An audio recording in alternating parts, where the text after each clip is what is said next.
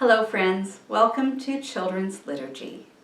Today we have one of the most special stories I can think of for us to share. It's about someone who isn't alive today, but was alive when I was a little girl and probably when your parents or grandparents were alive.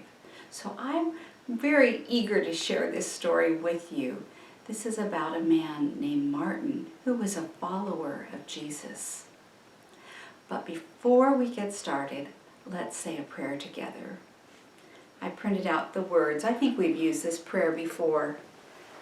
Take a look and maybe you'd like to pray along with me. Holy God, we know you love everyone and call us to love each other too. Help us be genuine, honest, and real with our love, even when it's hard. Help us show our love through action. Amen. So, let me share with you a couple of things from our bulletin this week. The coloring page that comes along with it is really interesting. It's based on the Psalm 139, and it says, I am fearfully and wonderfully made. And as you can see, the artist did some really interesting graphics. I wonder if some of you might recognize what this might be, what that design might be representing. Perhaps it's representing what makes you, you. Maybe the DNA in your body that makes you the special person that you are. And what's kind of neat about this coloring picture, besides that it's fun just to color in all the designs, there's a place at the top and at the bottom that was left just especially for you to maybe write down a word or two about something that is very unique to your personality, to who you are. Maybe you'd like to write a word in the top or a word at the bottom to describe what makes you, you. So Psalm 139 is one of the most beautiful psalms in the Bible, I think, and it talks about how God loves us and knows everything about us and has loved us since we were being formed in our mother's wombs, when we were being made. I think the words are when we were being knit together. So it's kind of about the wonderful mystery of being loved by God and known by God and being the only person in the whole world who is you.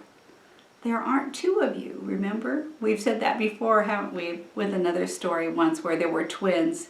And even though twins can be very much alike, each person is special. Each person is their own person. The other part of our bulletin that I think is a great story to know about is this story about a little boy named Samuel.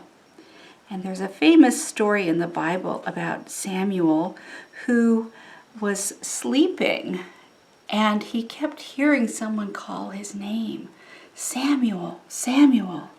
And he would sit up and he would look around and he thought that the man who he was staying with, Eli, the priest, he thought that he was being called by his teacher.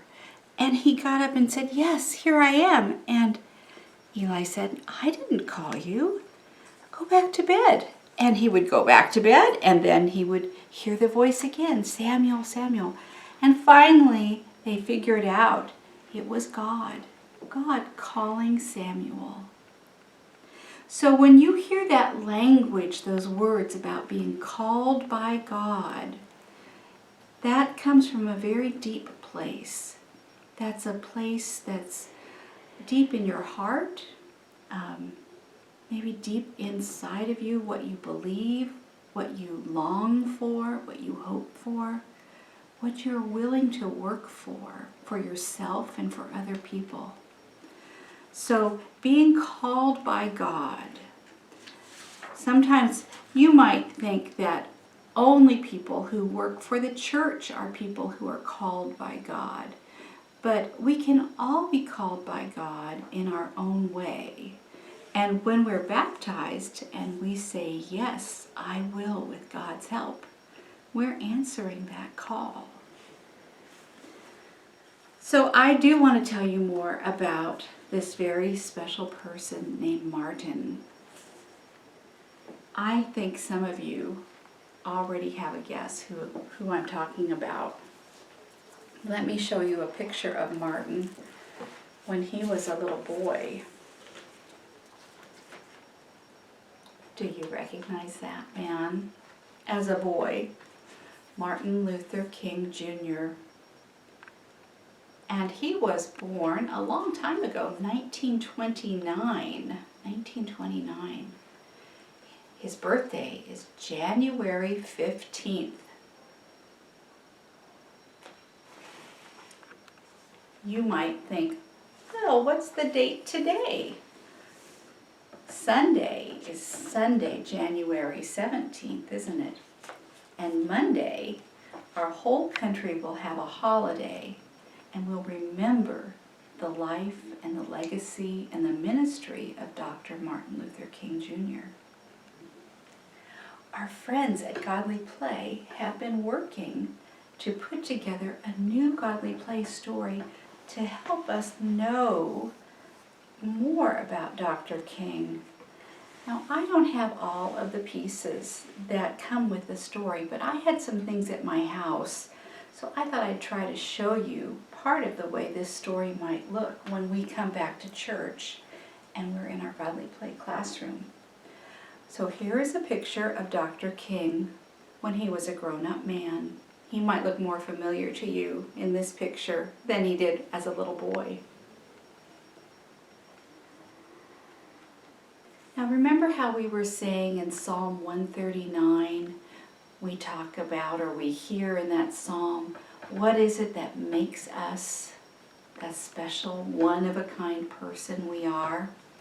I think part of our Godly Play story about Dr. King helps us to think about what was it that made Dr. King who he was. One of the things we know about Dr. King is when he was a little boy, he was born into a family. And one of the things that was really important to their family was that they would come together in the evening and they would have dinner together around the dinner table. You can see I just had some odds and ends of some doll furniture.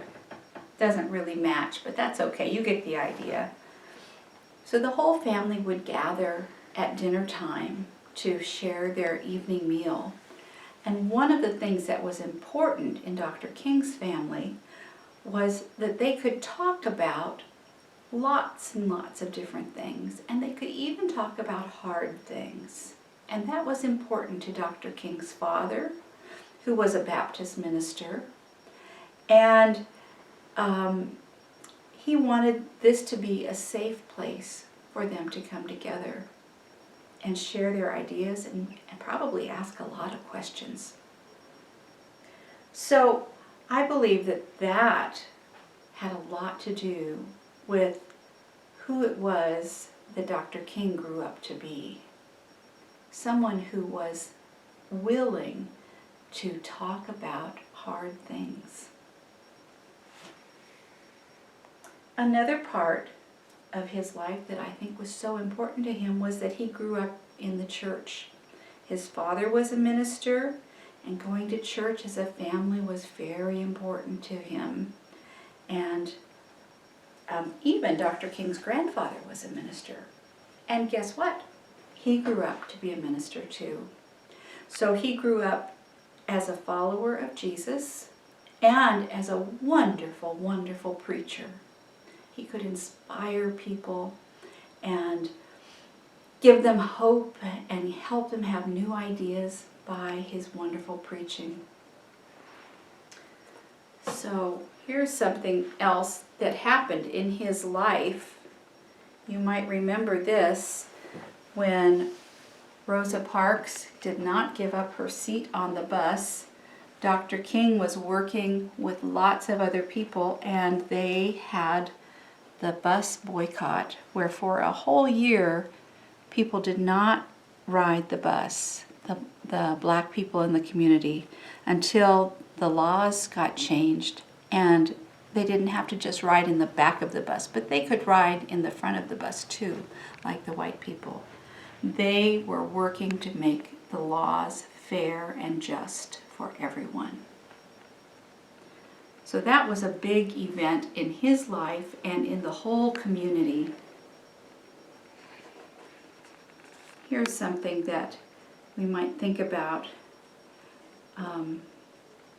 Dr. King was an inspiration to a lot of people. He had great courage. He had great bravery. He had a deep love for people and a deep longing for peace. So he had a heart that I think was full of love. And he shared that love by being the great pastor and minister and teacher and preacher that he was.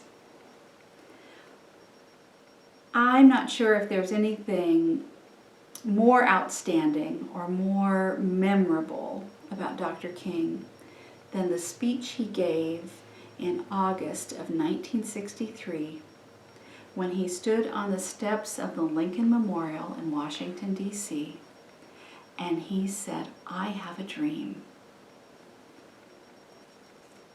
And his dream was for a better world in our country and actually all around the world, but a better world for all people, so that all people could live a full life and be treated fairly. And he referenced his 4 children in that speech. If you remember, he says, "I have a dream that one day my 4 little children will be judged not by the color of their skin, but by the content of their character, by who they are inside, where it really counts." So these are some of the pieces that will go with our Godly Play story about Dr. King. There's so much to know and learn about him, and he touched so many lives, inspired so many people. He had a hard life in many ways. Not everything went his way all the time. It took years and years and years to make changes, but he kept going. I think that was part of that courage, that strong heart he had, and the strong faith he had in following Jesus and not giving up. So I want to show you a little movie.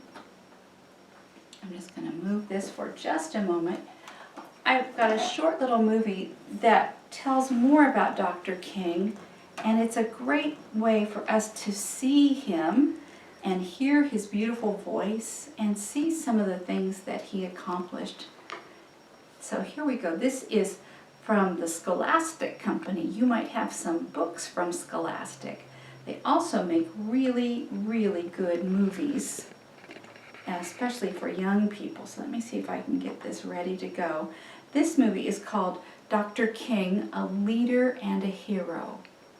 So take a look at this with me and let's think about what it is that helped Dr. King be the leader and hero that he was. Okay, here we go. Dr. King, a leader and a hero. Do you recognize this man? People all over the world know his face. They know his name.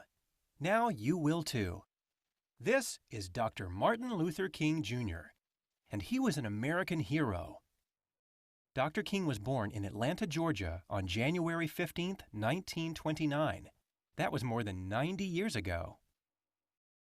Here's a picture of Martin when he was 6 years old. He loved riding his bike, playing baseball, and eating ice cream. Martin's best friend was a boy who lived nearby, but that changed one day when his friend told him they couldn't play together anymore. His friend was white, and Martin was black. His friend's father didn't want his son playing with a black child. This made Martin sad and angry. He didn't understand why he couldn't play with his friend.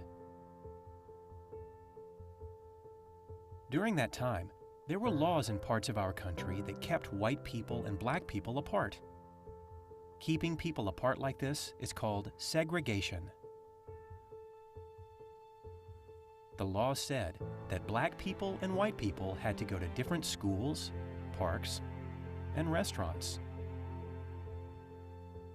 The schools and parks for black people were often old and run down.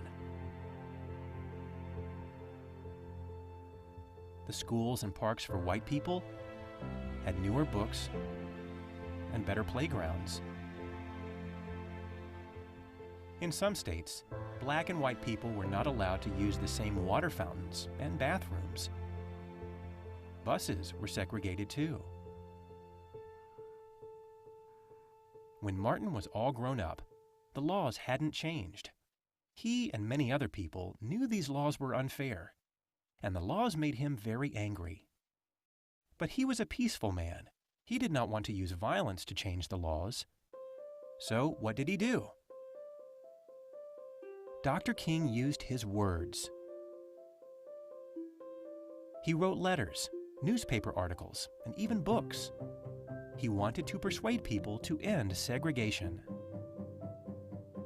He organized marches. He led big groups of people as they walked through streets. They all thought the laws were wrong.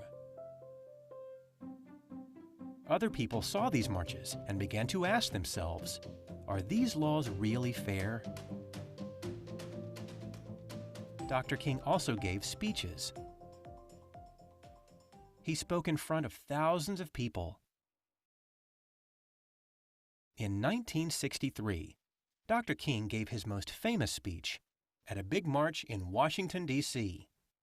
He talked about his dreams for the future.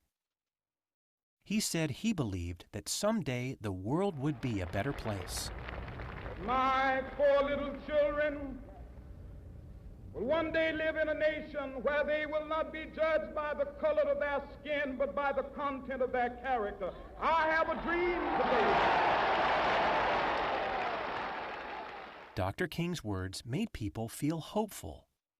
When he spoke, the crowd cheered and clapped. Some people cried and hugged each other.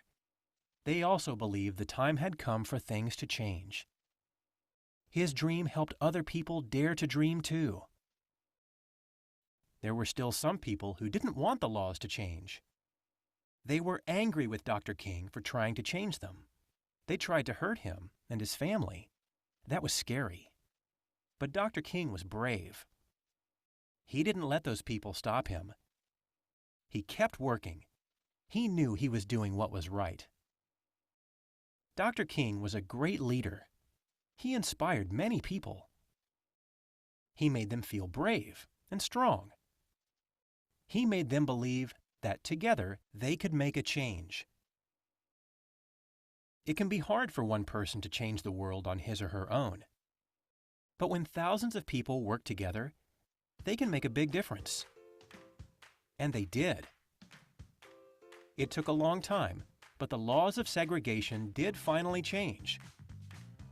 Dr. King's leadership and hard work helped make the world a better place.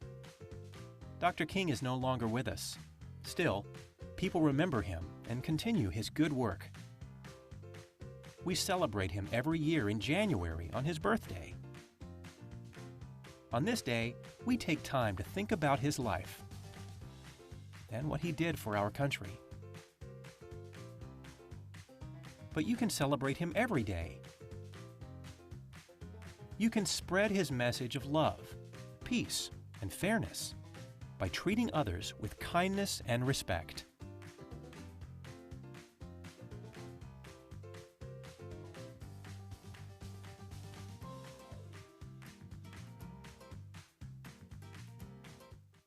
That was Dr. King, a leader and a hero.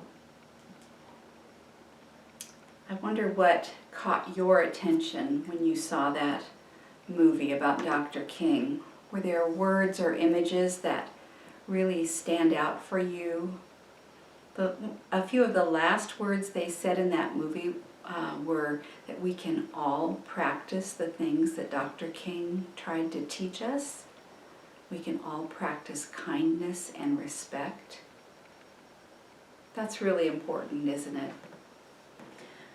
I made some pictures, and I actually made these before I discovered that little movie, and this picture was in the movie. If you can take a look here, this is obviously one of the marches, and Dr. King was marching, and I think, what do you think? I think they're singing. Sometimes when people march, it helps to sing a song that makes your heart feel good. There's a picture also down at the bottom that I included, and it shows a drawing of Dr. King with some words that help describe him and his work, and that he believed in nonviolence. He was nonviolent and resolute, which means he was determined to stay on the path to do what he needed to do. He was calm, he was strong, he was courageous. Now here is a picture of his wife, Coretta Scott King. And remember, in his speech he said, "I have a dream that my 4 little children will one day live in a nation where they will not be judged by the color of their skin, but by the content of their character. I have a dream." And so here's a picture you can see of his family and his 4 children. And when he made that speech, that was that famous day in August 1963. And you can see he's waving to the crowd. There were so many people there that day. And there are lots of books and stories that have been written that tell the story of what it was like for people to make the journey to Washington to peacefully march to hear the speeches and to hear Dr. King that day. They were trying to change the laws, but they were committed to doing it peacefully. And they did. They made changes, and one of the things that Dr. King did, here's another side of this to show you, he's meeting with the President of the United States, and at that time the President was a man named President Johnson. And he met with President Johnson and many people, and they had lots of meetings and talked about how they could change the laws so that no one would be denied their rights because of the color of their skin. It took a lot of work, and it took a long time, and it wasn't easy, and not everybody agreed with Dr. King's ideas. But a lot of people did. I want to show you one other thing. I like this picture of Dr. King where he's so quiet, and I imagine when I look at this that he's praying. Dr. King was a man of action and a man of words. But he was also, I believe, a man of prayer, and he took the time to think deeply about what God was calling him to do. And you remember in Godly Play, sometimes when we talk about someone being called by God, we say that God came so close to them and they came so close to God that they knew what God wanted them to do. I imagined when I was looking at this picture that Dr. King was thinking very deeply about what God might be calling him to do. Something that happened a long time after Dr. King died was that people got together and said, we should make a special place for people to go to see a monument, to see a statue, or to see something that represents Dr. King and all of his work. And this memorial was dedicated in the year 2011. So I found a book recently, and this shows that same statue. I wanted you to see this picture so that you could get a sense of the size of it, how big this is. This is a person, a regular grown-up person, and you can see how tall this is. And here it is. This is in Washington, D.C., on what they call the Washington Mall, which is an area in Washington, D.C., where there are many monuments and special places to visit. And these words on the side of this big stone say, "Out of the mountain of despair, a stone of hope." And those were some of the words that Dr. King said that day in his I Have a Dream speech. There is so much for us to learn about when we start to learn about the life and work of someone like Dr. King. It's wonderful that we have so many of his letters, and we have books and movies and all kinds of ways to learn about Dr. King and about the people who worked with Dr. King. He did great work, and he also had wonderful people who did great work right alongside him, and then people who have carried on his legacy or his work into the future. And we can all be a part of that, just like we are a part of Jesus's legacy and work when we follow Jesus and when we say, I will, with God's help, I will try my best to seek and serve all people and to love everyone, to love my neighbor as myself, and to work for peace and justice. My friends, it's a lifetime of work, and it can be a lifetime of joy when you find that call in your life, when you find that, oh, I know what makes me excited and happy and energized to do something wonderful in the world, and you get up in the morning and you do it. Sometimes it takes a lot of work, and sometimes there's a sad day, a day you think, I didn't get anywhere with my great project I had to do today. Well, I'm just going to get up and try again tomorrow. So we can take